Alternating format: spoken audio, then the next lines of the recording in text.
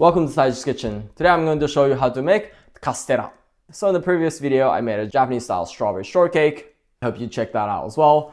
But this Castella has a little more longer tradition. It was kind of incorporated in Japanese cooking during the Edo era. During the time it was banned to make any exports or imports from foreign lands, except for one part of Japan, which is Nagasaki of Dejima. This style of cake was first introduced from Portugal, and then it just kind of started incorporating into Japanese sweets. In Japan, you can buy this in pretty much any wagashi stores or traditional Japanese sweet stores. And recently I just had an urge of making this and then just kind of look up the recipe and try myself, and it was actually not difficult at all. And it was also very delicious, and it actually really doesn't require any special ingredients, and it's definitely worth the effort. So I really hope you give this a try yourself. Then, let's get started.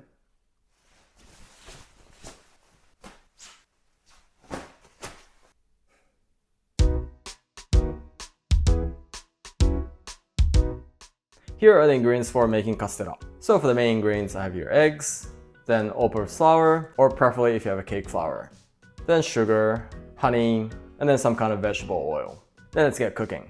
So the very first thing, let's measure the dry ingredients. So first 100 grams of cake flour. So perfect. Then also 100 grams of sugar. So perfect. Then also another 40 grams sugar to put in the bottom. That's good. Then that's done for that. So as the next thing, for the cake form, I'm going to cut up the parchment paper. I'm going to roughly mark the parchment paper like this. And then from the back side, I'm going to fold a little bit inside of this line. So just like this. And I'm going to cut along this lines right here,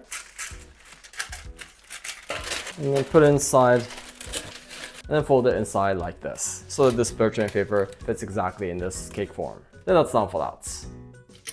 So before we go further, I'm going to preheat the oven at 180 degrees. So as the next thing, let's whip the eggs. So in a big bowl like this, we're going to crack in the eggs. Make sure the eggs in the room temperature and not directly from the fridge.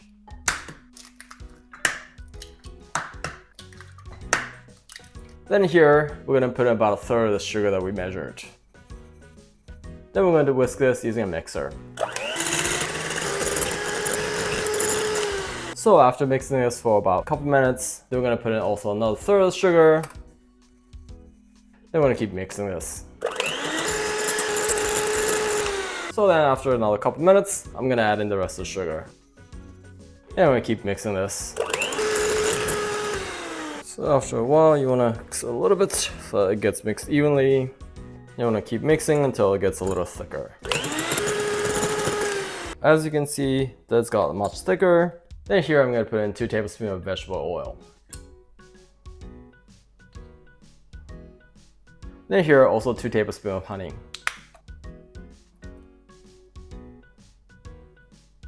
Then we're going to keep mixing a little bit more. Then once it gets a little bit thicker like this, then this is finished. Then here we're going to mix in the flour. And as you do that, make sure you use a colander like this. And you want to mix in first the half of the flour. And then using a spatula like this, we're going to mix this and just mix it very lightly. Try not to break the bubbles. And then the rest. So then once it's got thoroughly mixed like this, then this is finished. Then now let's put in this cake form. So for the castella, we want to put the sugar on the bottom that we measured earlier. So this is a 40 grams of sugar, and you want to put that, so just like this, evenly spread out. Then here we're going to put in this batter. So then this is filled, and then what you want to do here is heat it like this a couple times, let the kind of big bubbles come out. So then this is good. Let's put this in the oven. Then we're going to put this in here. Then we're going to first bake with 180 grams for 10 minutes. And first let the surface bake. So the surface gotten a little bit brown, then this is good.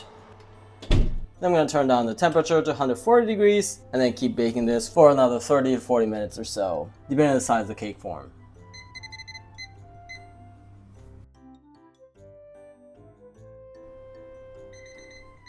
So 30 minutes has passed. Let's see how it looks. Oh yeah, this looks pretty good. To test if it's cooked through all the way, you want to use a skewer or something like this to poke a hole just in the middle like this. And if nothing sticks to it, then this is finished. Then let's take this out. Then let's take this out of the form. So this is still very hot, so you want to cool it down. But at the same time, you don't want to make it dry. So to do that, you can use aluminum foil or something like this. And on top of that, you leave this Castella cake upside down. Then we're gonna leave it like this for at least half an hour or so and let it cool down. So about an hour has passed. Let's take it out of the form. So now I'm gonna cut off the sides because they tend to be a bit dry.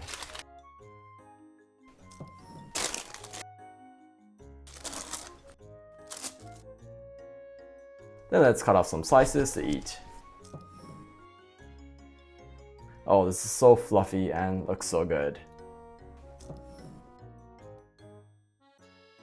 Then let's put this on a plate. So then this is done. Let's eat.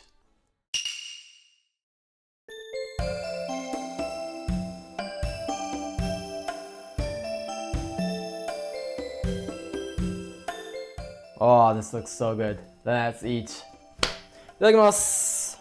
Itadakimasu. Oh, this is really good. This is exactly like home. So soft and not too sweet, yet very flavorful. So very delicious. And then to go with it, I have here hojicha. This is the roasted green tea. So perfect to go with Japanese sweets.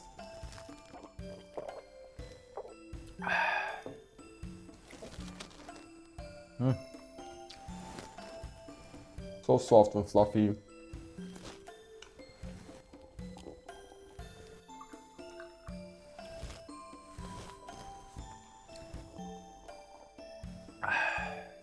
Oh, that was so very delicious.